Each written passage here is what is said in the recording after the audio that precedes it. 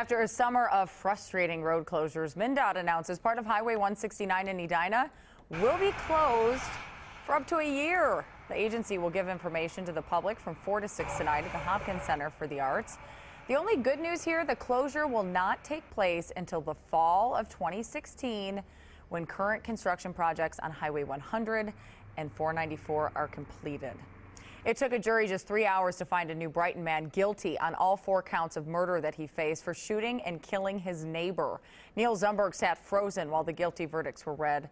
The shooting came after a long-running dispute over feeding deer and years of quarreling between his family and Todd Stevens.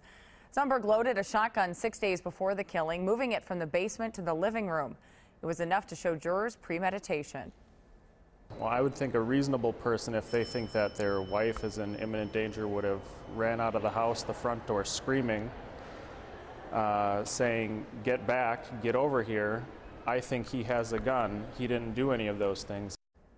The judge will now sentence Zumberge on October the 14th.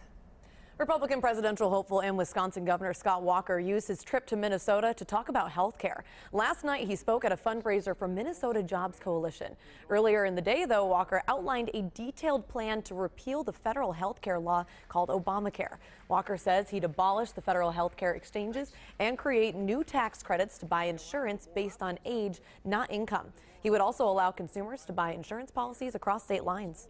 It's all about freedom.